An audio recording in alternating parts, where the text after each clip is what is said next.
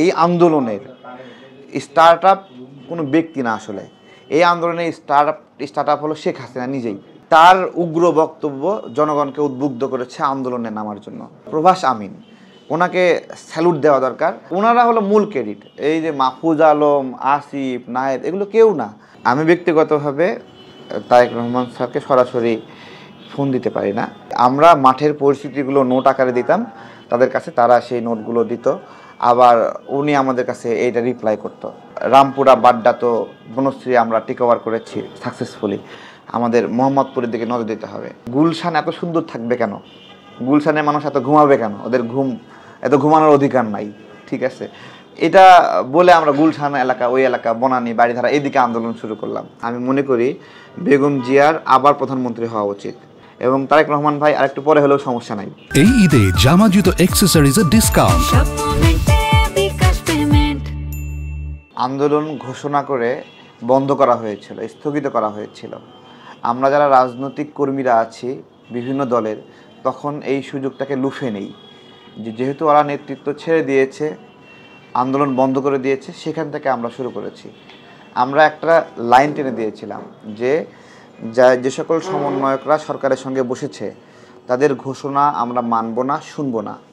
ওই সময়টাতে তারেক রহমান ভাই উনি সকল রাজনৈতিক প্রক্রিয়া যারা তাদের সঙ্গে জড়িত ছিল যুগপৎ আন্দোলনে, তাদেরকে কনভিন্স করেন এই আন্দোলনে মাঠে নামার জন্য। সেটা আমাদেরকে কনভিন্স করেছেন, নুরুল হক নূর তাদেরকে কনভিন্স করেছেন, অপরাপর আরও 12 দলীয় জোট রয়েছে যারাই যুগপৎ আন্দোলনে শেখ হাসিনার বিরুদ্ধে লড়াই করেছি।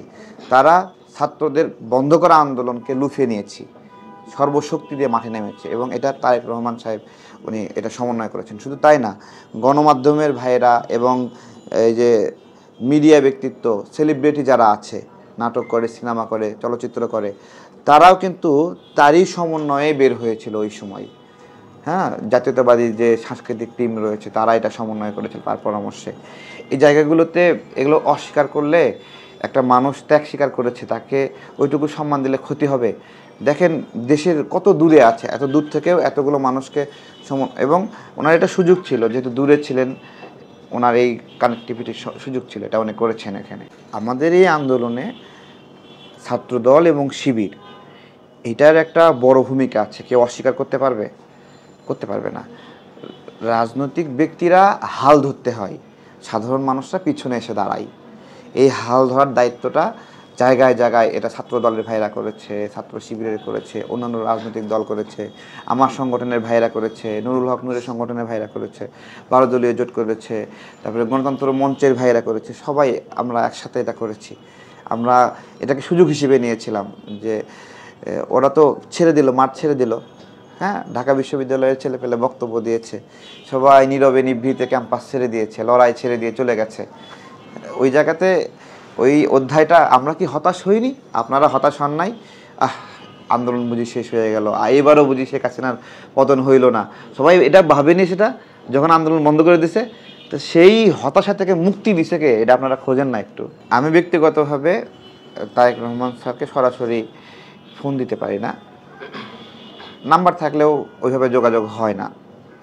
আমাদের সাথে যোগাযোগটা করায় দেন বেসিক্যালি অ্যাপোলো ভাই, সাত্তার পাটোয়ারি ভাই সহ আরও বেশ কিছু বড় ভাই আছে। তারা আমাদের এই গণ অভ্যুত্থানের মধ্যে এই বড় ভাইরা এই যোগাযোগটা করতেন। এটা আপনার হলো জুমে করতেন, হোয়াটসঅ্যাপ কলে করতেন, অনলাইনে যে মাধ্যমগুলো আছে। তো সে জায়গা থেকে আমরা মাঠের পরিস্থিতিগুলো নোট আকারে দিতাম তাদের কাছে, তারা সেই নোটগুলো দিত, আবার উনি আমাদের কাছে এইটা রিপ্লাই করতো।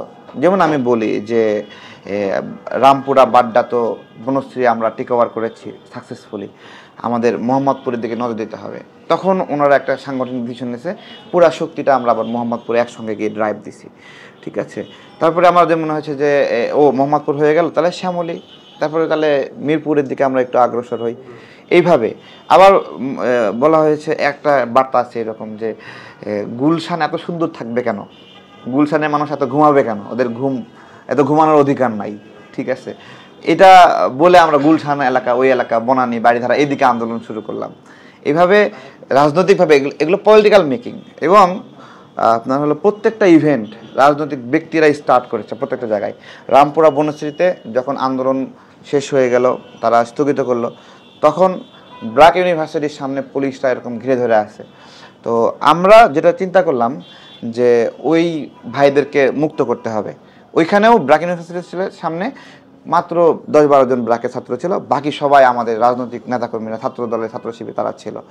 তো ওদের যখন অবরুদ্ধ করে রাখছে, আমরা তখন এইখানে রামপুরা ব্রিজের উপর অবস্থান করেছিলাম। আমরা আস্তে আস্তে আগায় গেলাম এবং ওখান থেকে পুলিশকে ব্র্যাক ইউনিভার্সিটি এবং আমাদের মাঝামাঝি ফেললাম। আমরা মাঝামাঝি ফেলে একটা মানে হলো পুলিশ আতঙ্কিত হয়ে যে যার মতো করে ছুটে পালাতে শুরু করলো। কিছু কানাডিয়ান ইউনিভার্সিটির উপরে গেলো, তাদেরকে আবার হেলিকপ্টার দিয়ে আইসা উদ্ধার করলো।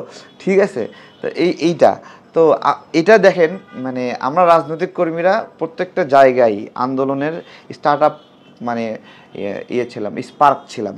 সেটা মোহাম্মদপুর বলেন, যাত্রাবাড়ি বলেন, একটা কিছু ঘটে যাওয়ার পরে নাগরিকরা এসে জমা হয়, নাগরিকরাই কিন্তু ঘটায় না। ওই ঘটানোর কাজটা রাজনৈতিক শক্তির পক্ষ থেকে করানো হয়েছিল। আপনার হলো টায়ার জ্বলায় সবাইকে জানান দেওয়া যায় এই এলাকায় আন্দোলন হচ্ছে। এটা কি সাধারণ মানুষ এসে টায়ারটা জ্বলাইছে? না, একজন রাজনৈতিক ব্যক্তি টায়ার জ্বলাইছে, গাছ কুটা খড়কুটা যা কিছু পাইছে, আগুন ফায়ার আউট করছে। তখন মানুষ মনে করছে যে হ্যাঁ আমাদের নিয়ন্ত্রণে আছে, তো সবাই আছে, শক্তি যোগাইছে। আন্দোলন কিন্তু এইভাবেই হয়েছে। তো এই জায়গাতে ওই আপনার হলো একটা টেন্ডেন্সি ছিল সবসময় যে রাজনৈতিক দলগুলোকে ডিমোরালাইজ করে, ডিফেমিং করে, তারা বাই চান্সে যারা ক্ষমতা পাইছে ওরা একটু দীর্ঘমেয়াদী করবে। বাই চান্সের ক্ষমতা দীর্ঘমেয়াদী করার জন্য তারা গণতান্ত্রিক ক্ষমতায়নকে ডিফেমিং করছে। রাজনৈতিক ময়দানে এই স্টার্ট আপ কোনো ব্যক্তি না, আসলে এই আন্দোলনের স্টার্ট আপ হলো শেখ হাসিনা নিজেই। ঠিক আছে, তার উগ্র বক্তব্য জনগণকে উদ্বুদ্ধ করেছে আন্দোলনে নামার জন্য। আরও যদি ক্লিয়ার করেন, একজন সাংবাদিক আছে, ওনার নাম ভুলে গেলাম আমি, প্রভাস আমিন, ওনাকে স্যালুট দেওয়া দরকার। ওনার প্রশ্নের কারণে শেখ হাসিনা টেম্পার হারাই ফেলছে, উল্টাপাল্টা বলছে, জনগণ নেমে পড়ছে। তো আপনার হলো ওনারা হলো মূল ক্রেডিট। এই যে মাহফুজ আলম, আসিফ, নায়েব, এগুলো কেউ না, জনগণকে মাঠে নামার জন্য উদ্বুদ্ধ করতেই শেখ হাসিনা। হ্যাঁ, এখন ডাকুক না, এখন ডাকুক, কেউ আসবে না। এখন যেটা করতে হয়, ওই মানে হলো বিভিন্ন ব্যবসায়ীদেরকে ধরে বলা, তুই 7টা বাস দে, তুই 5টা বাস দে, তুই 3টে বাস দে, তাই না? ধরে ঢাকায় মানে কৃত্রিমভাবে লোক সমাগম দেখা হচ্ছে, বিশাল প্রোগ্রাম। ঠিক আছে, গণ অভ্যুত্থানে কি এরকম করে বাস দিয়ে জোর করে আনতে হয়েছে? না, জনগণ স্বতঃস্ফূর্তভাবে আসছে। সেই জনগণ স্বতঃস্ফূর্তভাবে এখন কেন আসে না?